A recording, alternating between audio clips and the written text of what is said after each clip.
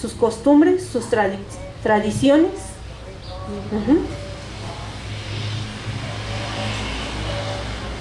Dice, lean la introducción a Lucas y Hechos en una Biblia de estudio o en un diccionario bíblico, para refrescar su memoria acerca de los aspectos culturales e históricos propios de la época.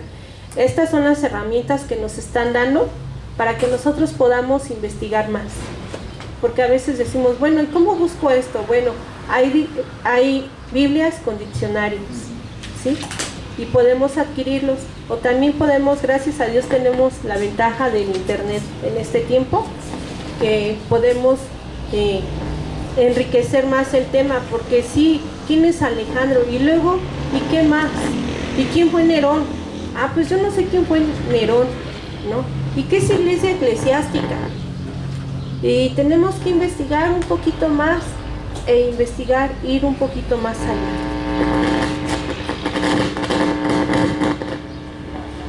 Dice, la primera y más importante fuente, el Antiguo Testamento, la primera y más importante fuente de información acerca del contexto histórico del Nuevo Testamento. En el Antiguo Testamento, un estudio serio de nuevo es imposible sin un conocimiento amplio del Antiguo. Entonces tenemos que tener un conocimiento del Antiguo para poder tener un conocimiento amplio en el Nuevo Testamento. Y sí, de verdad tenemos que aprender lo que es Deuteronomio, Levítico, Números. Tenemos que aprender de ellos para poder comprender el Nuevo Testamento. Cómo era la vida de los judíos, cómo eran sus costumbres, cómo eran sus tradiciones. Hay más de 2500 referencias al Antiguo Testamento en el texto neotestamentario. Jesús y sus apóstoles conocían el Antiguo Testamento detalladamente y lo citaban de memoria. Las ideas de ellos fueron fuertemente influenciadas por el Antiguo Testamento y sus modos de expresarlas también. Para entender lo que ellos dijeron y describieron, tenemos que conocer el Antiguo Testamento. Y eso nos tiene que llevar a estar leyendo constantemente. Y damos gracias a Dios porque el Espíritu que Él ha enviado a nuestras vidas, a morar en nosotros, es el que nos va a ir guiando y nos va a ir alumbrando el camino. Dice que la palabra de Dios es lumbrera a nuestros pies, que va a ir alumbrando nuestro camino. Que no vamos a caminar en la oscuridad. Entonces vamos a caminar en luz, vamos a ver por dónde vamos, y eso es lo que hace el Espíritu Santo en nuestras vidas, nos guía por el camino correcto. Vamos con historia. Es importante también entender que los judíos en el tiempo de Jesús habían pasado más de 4 siglos bajo el dominio de algún imperio. Primeramente los babilonios los llevaron cautivos en el año 587 a.C. Luego bajo los persas volvieron a Palestina. Aunque no tuvieron libertad, los griegos conquistaron a las personas en el año 333 a.C. ¿Sí está bien? Sí. Pero el emperador Alejandro Magno murió y su imperio fue dividido entre 4 de sus generales. 2 de esos mini imperios influyeron a los judíos, los ptolomeos, al sur del territorio de Egipto, y los seleucidas al norte. Estos 2 reinos usaban muchas veces a Israel como campo de guerra. Los asmoneos fueron una familia de sacerdotes judíos que batallaron con éxito contra los reinos y establecieron independencia para los hebreos por un tiempo corto. Por último, los romanos acabaron con una independencia y tomaron el control de Israel y el resto del mundo mediterráneo. ¿Quiénes? Los romanos. ¿Sí? Ahora vamos con los Herodes y su familia. Vamos con Herodes y su familia. ¿Sí se acuerdan de Herodes? Sí. ¿Quién me dice quién fue Herodes?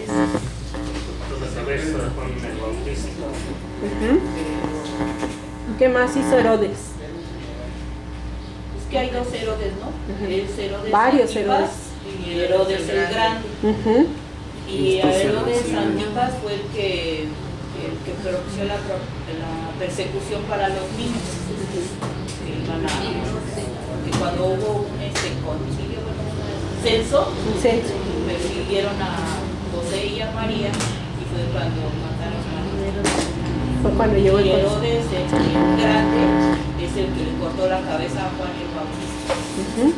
Dice, Herodes el Grande fue un edomita. Recuerde que Edom es el apodo de Esau. Esau, el hermano mayor de Jacob, hijo de Isaac y nieto de Abraham. Los edomitas fueron enemigos de Israel desde el comienzo.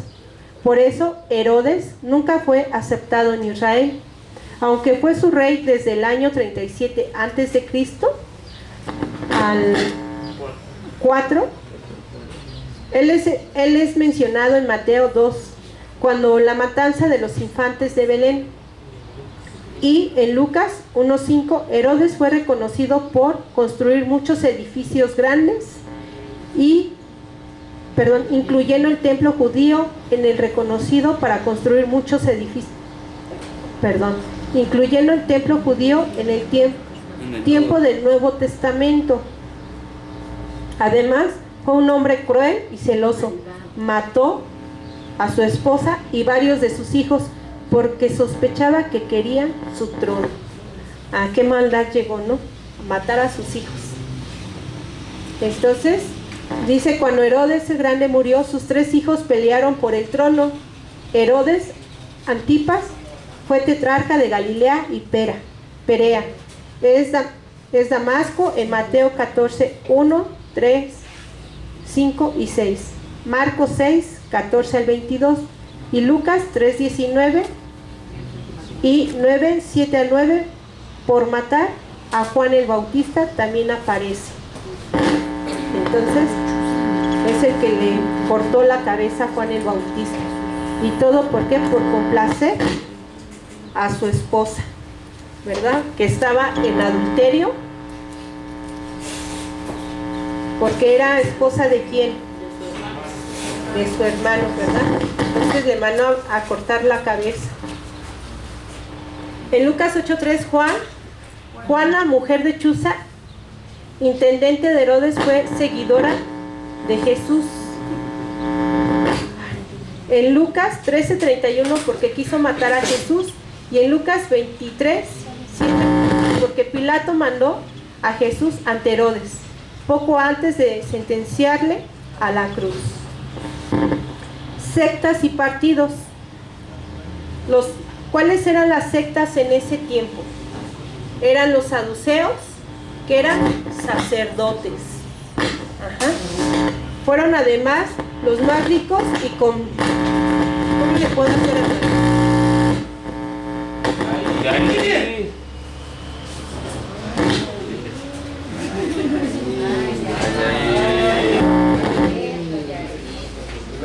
Te reprendemos, espíritu de... Es que siento que...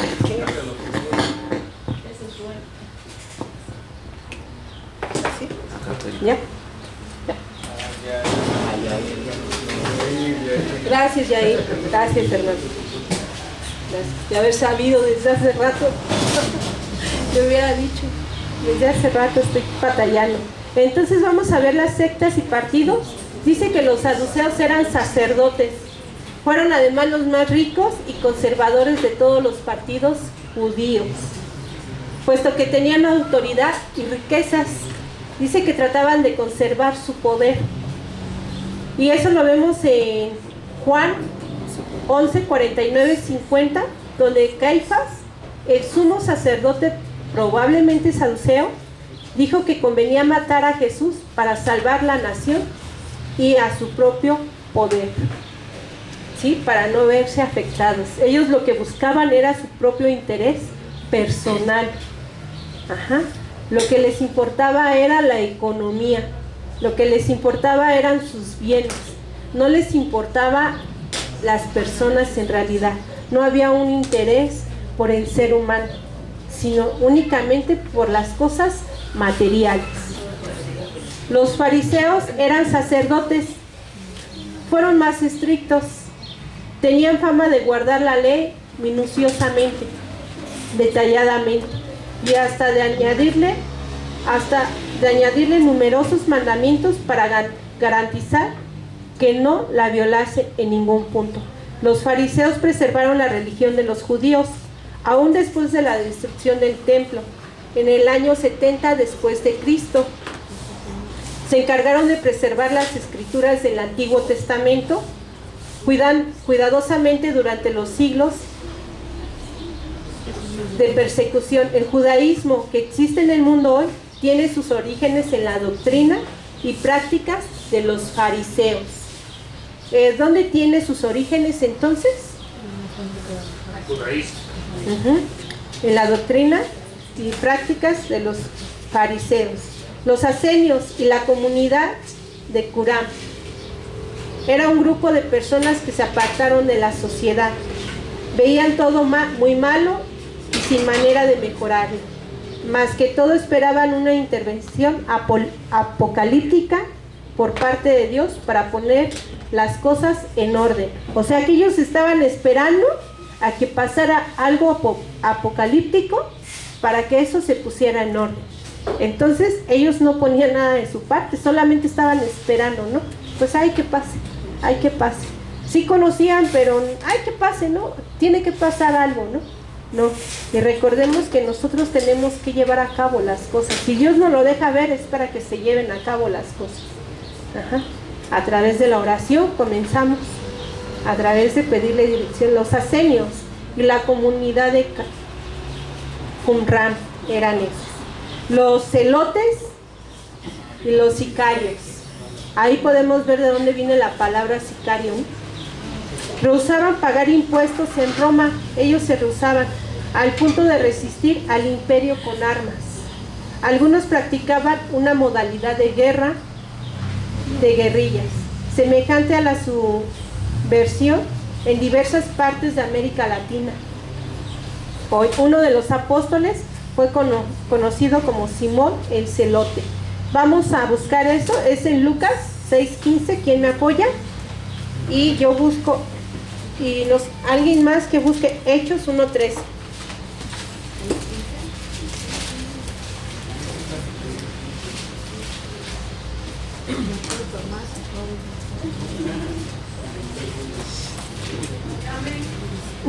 Lucas 6:15.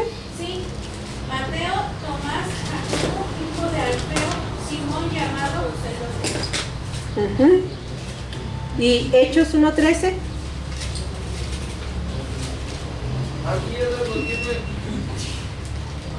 Y entrados subieron al aposento alto, donde moraban Pedro y Jacobo, Juan, Andrés, Felipe, Tomás, Bartolomé, Mateo, Jacobo, hijo de Alfeo, Simón el Celote y Judas, hermano de Jacobo. ¿Sí? Ok. La gente pobre en ese tiempo, los fariseos y saduceos llamaban a los pobres la gente de la tierra Ham Jerez. Eran menospreciados y por lo general rechazados por otros grupos. Se les consideraba ignorantes y nacidos en pecado. Y esto lo vemos en Juan 9:34. Vamos a buscarlo.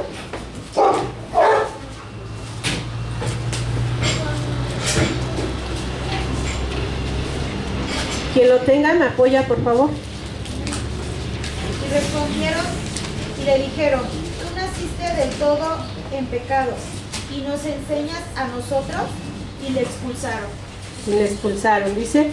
Y la respuesta de los líderes a que había nacido ciego. Jesús pasó la mayor parte de su tiempo con este tipo de gente. ¿Quién pasó la mayor parte del tiempo?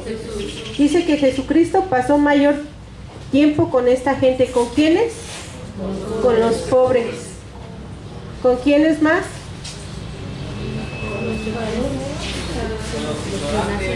Ajá, con los ignorantes, dice, de cuyo grupo son la mayoría de sus apóstoles. Y esto lo vemos en Hechos 4:13. Vamos a buscarlo.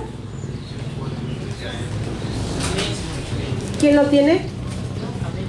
Entonces, viendo el denuedo de Pedro y de Juan, y sabiendo que eran hombres sin letras del vulgo, se maravillaban y les reconocían que habían estado con Jesús. Habían estado con Jesús, ¿verdad? Hechos 4:13 dice la actitud de los líderes ante la habilidad de Pedro para hablar. Y Jesús pasó el tiempo con la gente ignorante, con la gente pobre. Ajá. Y no nada más tal vez pobre materialmente, sino de espíritu, ¿no? Del alma, pobre, carente, vacía. Entonces con ellos pasó, no pasó el tiempo con los ricos, con los sabios, sino con los pobres, porque ellos eran los que tenían necesidad de él. Entonces nosotros cuando venimos a él no es porque seamos sabios, sino porque sabemos que necesitamos, ¿no? Que necesitamos ser instruidos, enseñados. Los samaritanos eran considerados como una mezcla de razas y religiones. Por eso los hebreos los menospreciaban y los odiaban igual que ellos. Por lo general, el judío evitaba todo contacto con samaritanos, incluso evadía pasar por Samaria. Tomaba una ruta alterna de Galilea o Judea, mucho más larga. Hechos relata que Jesús mandó a evangelizar a Samaria. Vamos a verlo en 1:8, Hechos 1:8.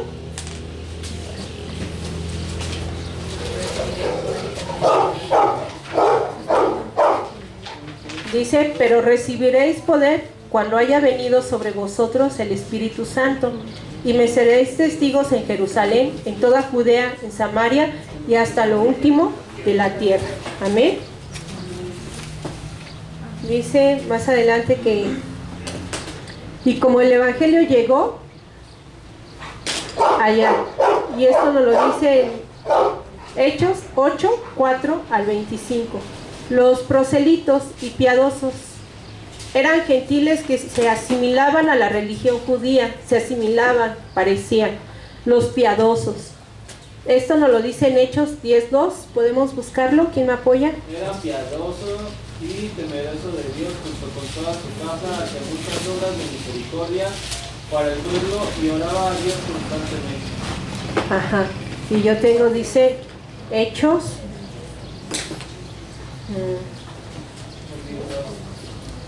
Hechos 10:2. Déjame lo busco.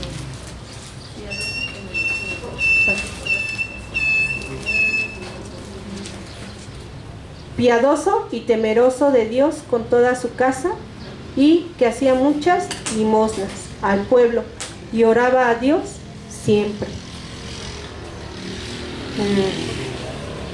Es que me distraí.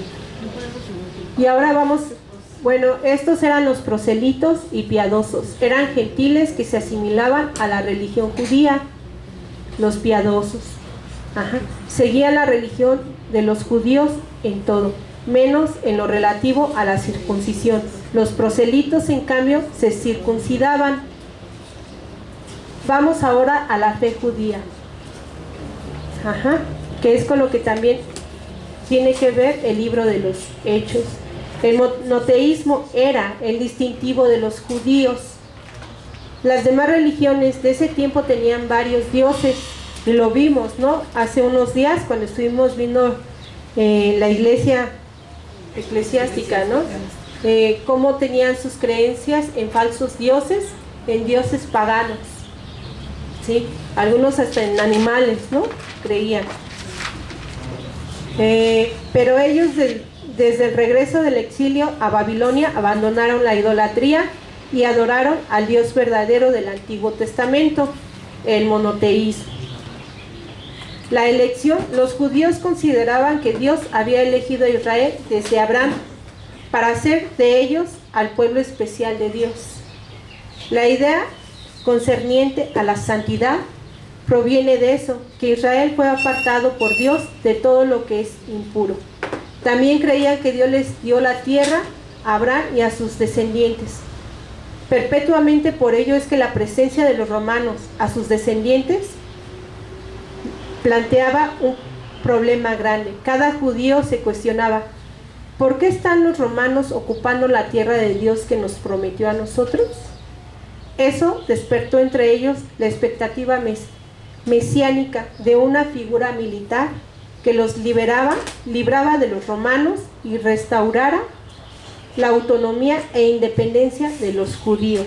Cuando ellos comienzan a preguntarse por qué los romanos ocupaban, es cuando empiezan a levantarse. ¿Por qué estaban ocupando la tierra que Dios les había dado? Ajá. Y también recordar que, como decía el pastor, que los judíos en realidad lo que esperaban no era, o sea, como tal un salvador que de sus almas, sino un salvador político, ¿no?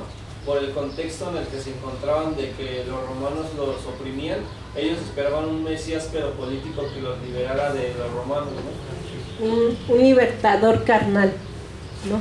Que nada más lo liberara de su carne, de su opresión de la carne, pero no del alma, del espíritu. Ajá. ¿Por qué? Porque ellos solamente esperaban algo material, algo físico, pero no que nos iba a libertar de lo espiritual, ¿no? De los demonios, de la muerte eterna. Ajá. Sino que ellos esperaban algo nada más físico, pues que me saque, ¿no? Y tristemente podemos ver que el ser humano así está. Pero además al paso de las generaciones, los judíos sabían desde el inicio que ellos tenían que luchar para poseer la tierra, que Dios les había prometido. Entonces al paso del tiempo, los años y las generaciones, esta fe se fue diluyendo. Aunque seguían esperando un libertador, dejaron de entender que Dios les había dicho que ellos tendrían que poseer, porque ya había pasado mucho tiempo, y quienes lo vivieron ya no estaban. Entonces ya como que se fue diluyendo esa parte de saber que ellos tendrían que poseer. Ajá. Se van alejando de la verdad, ¿no? De lo que Dios ya había prometido que les había de dar. Ajá. Entonces, y muchas veces han retrocedido, ¿no? Dios nos habla en el Antiguo Testamento y nos da testimonio de que como siendo un pueblo adquirido por Dios, como siendo un pueblo elegido por Dios y viendo las maravillas que Dios ha hecho en ellos, retrocedían. Cuando los sacó de Egipto, que estaban en opresión, que estaban en esclavitud, y en el momento que les faltó hambre, ¿qué dijeron? Que más bien que tuvieron hambre, ¿qué dijeron? Mejor nos hubieras dejado ahí, ¿no? O sea, para vivir esto, y así ha sido en generaciones. Ajá, hasta... Bueno, yo así lo veo, ¿no? Pues no es nada de diferencia ellos con nosotros. Ellos lo vivieron físicamente, pero nosotros espiritualmente estamos así. Viendo cuánto Dios ha hecho por nosotros y seguimos como el pueblo de Israel, mejor hubiera estado mejor sin conocer a Dios, o sin Dios, me hubiera dejado donde estaba, en Egipto. Y es físicamente, pero nosotros espiritualmente somos así. Sí, eso pasa espiritualmente. Podemos ver la misericordia que Dios ha tenido, ¿no? Podemos ver su gracia, su piedad hacia nosotros, y muchas veces retrocedemos en el momento que estamos en desacuerdo, que no queremos llevar a cabo la voluntad de Dios, que no queremos llevar a cabo lo que Dios nos manda hacer. ¿Y qué nos manda hacer Dios? Obedecer. ¿Qué más nos van a hacer Dios? Ajá. Amarnos unos a los otros. Ajá. Y el amarnos unos a los otros es que lo vas a cuidar, que lo vas a proteger, que vas a estar pendiente. Ajá. Amarás a Dios con toda tu mente, con todo tu corazón, con toda tu alma, y a tu prójimo como a ti mismo, a tu hermano como a ti mismo. Ajá. y nos lo manda a hacer y uno retrocede cuando no lo lleva así a cabo, cuando no somos obedientes. Ay, mejor para estar así, pues mejor me quedo donde estaba, ¿no? Renegamos, ¿no? Desobedientes. Y qué triste, ¿no? Qué triste, porque Dios nos da testimonio. Por eso es el Nuevo Testamento que nos lo deja ver como la actitud de ellos, pero eso no quita que nosotros también estemos pasando por lo mismo, en diferente área, como comenzamos al principio. Tal vez será una época diferente, tal vez sea un año diferente, un presidente diferente, pero los mandamientos de Dios, los principios de Dios no cambian. Ajá. Van a ser siempre iguales. Dice que la ley, esta fue dada por medio de Moisés como la regla de la vida para el judío. ¿Para quién? Para el judío. ¿Y nosotros qué somos? Ajá. Y nosotros estamos bajo quién? Bajo la gracia, en Cristo Jesús. Ajá. Entonces dice que es probable que muchos no intentaran guardar cada aspecto de ella en detalle, pero la ética y la moral de la nación se basaba en los mandamientos del Pentateuco. El templo construido por Salomón fue destruido en el año 586 a.C. por los babilonios. El templo en el tiempo de Jesús fue hecho por Herodes el Grande. Era una estructura impresionante, era un centro de la religión tradicional de los hebreos que consistía en sacrificios y fiestas. Era el centro de la religión tradicional de los hebreos que consistía en sacrificios y fiestas durante los 70 o más años de exilio en Babilonia. Sin embargo, no hubo templo. La sinagoga lo reemplazó durante ese tiempo. Después del exilio, la sinagoga permaneció con la institución. Una vez que el templo fue destruido en el año 70 después de Cristo por los romanos, las sinagogas se convirtieron en la única expresión del judaísmo, por lo que permanecen hasta hoy. ¿Y qué era la sinagoga? Dice que la sinagoga era un lugar de reunión para oír las escrituras y orar a Dios. Era el centro de la vida religiosa y social de los judíos en las ciudades y en los pueblos. Por todo el Imperio Romano, la sinagoga fue el patrón para las reuniones de la iglesia cristiana. Ajá. El Sanedrín estaba constituido por un grupo de ancianos y sacerdotes judíos que gobernaban los asuntos internos de la nación. Tenían autoridad en muchos aspectos de la vida diaria, pero la autoridad definitiva siempre recaía en los romanos. El sábado o día de reposo era el otro distintivo de los hebreos, como el monoteísmo.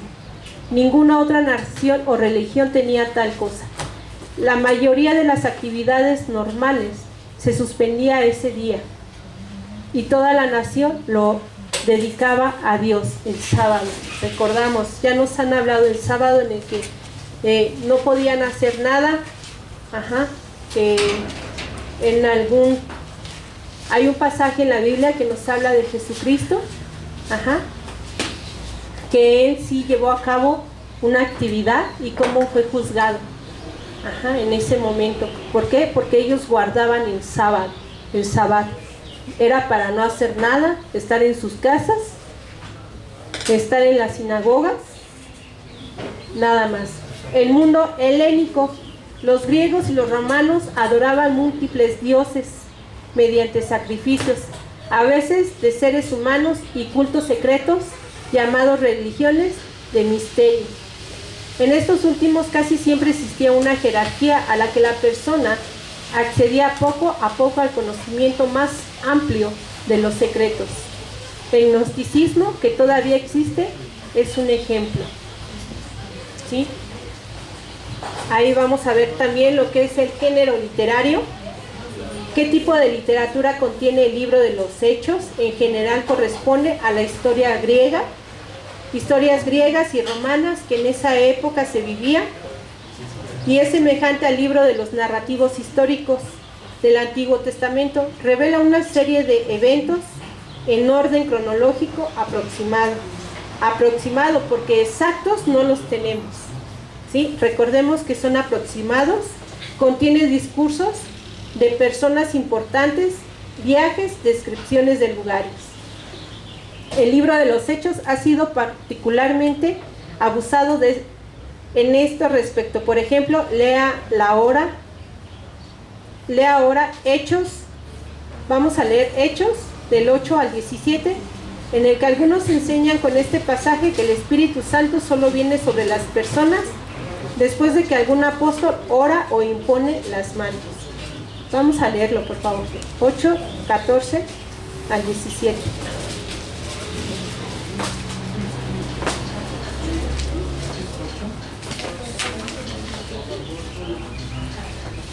¿Alguien me puede dar la hora? Cuarto. ¿Y a qué hora sale? Ah, bueno, todavía no sale. Uh-huh. 10:30.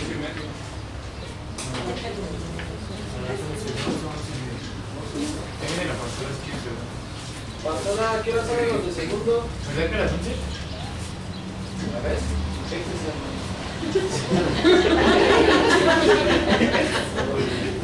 Sí. ¿Ya quién lo tiene? Hechos 14, 17. Cuando los apóstoles que estaban en Jerusalén oyeron que Samaria había recibido la palabra de Dios, enviaron allá a Pedro y a Juan, los cuales, habiendo venido, oraron por ellos para que recibiesen el Espíritu Santo, porque aún no había descendido sobre ninguno de ellos, sino que solamente habían sido bautizados en el nombre de Jesús. Entonces les imponían las manos y recibían el Espíritu Santo. Cuando vio Simón que por la imposición de las manos de los apóstoles se daba el Espíritu Santo, les ofreció dinero. Sí, hasta ahí. Dice, algunos enseñaban con este pasaje que el Espíritu Santo solo viene sobre las personas después de que algún apóstol ora e impone las manos. Ahora vamos a leer Hechos 10:44 al 48.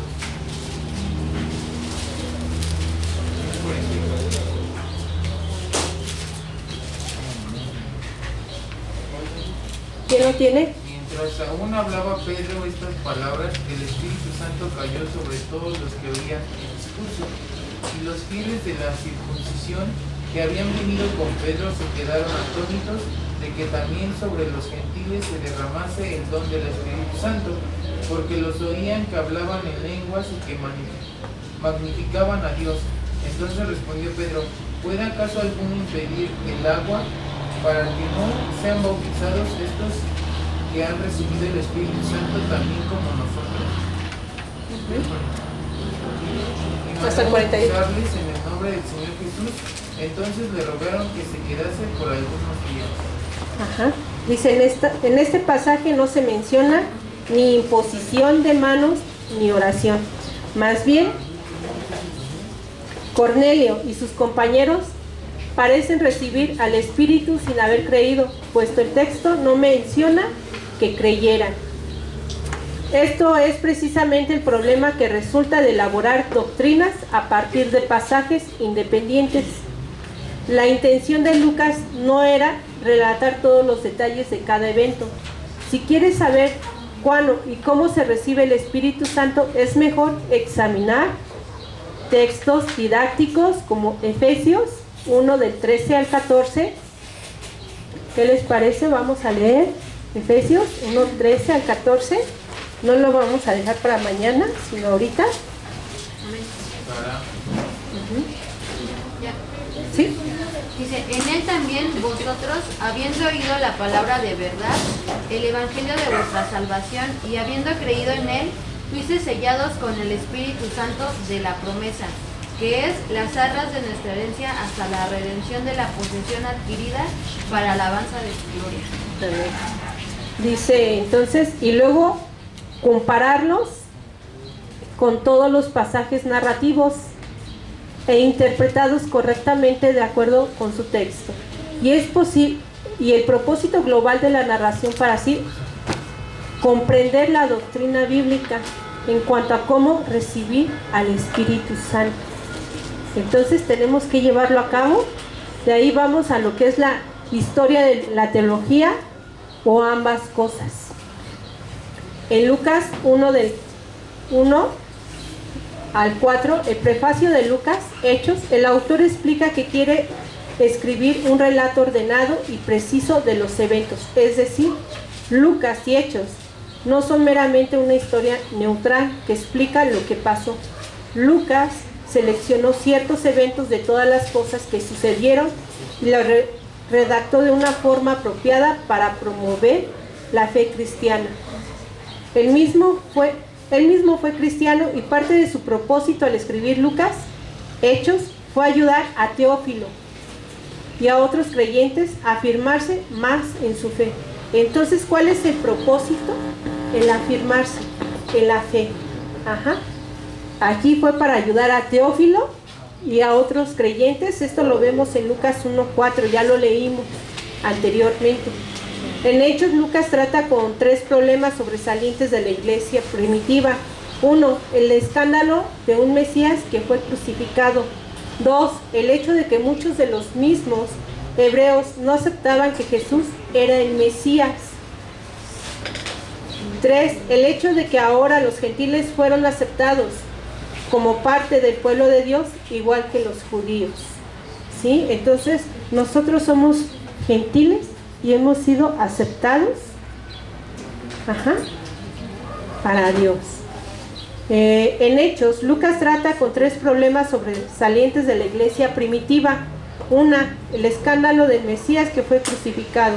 Ya lo leímos esto, perdón. Otros propósitos de Lucas al escribir fueron: 1, el proveer una solución viable de los 3 problemas mencionados, ya que todo aquello fue parte del plan de Dios, predicho en el Antiguo Testamento. 2, relatar la historia del comienzo de la iglesia cristiana para fundamentar y edificar a los creyentes. 3, mostrar cómo el mensaje de salvación se extendió desde Jerusalén hasta Roma y cómo miles llegaron a creer en Jesús como el Mesías y Salvador.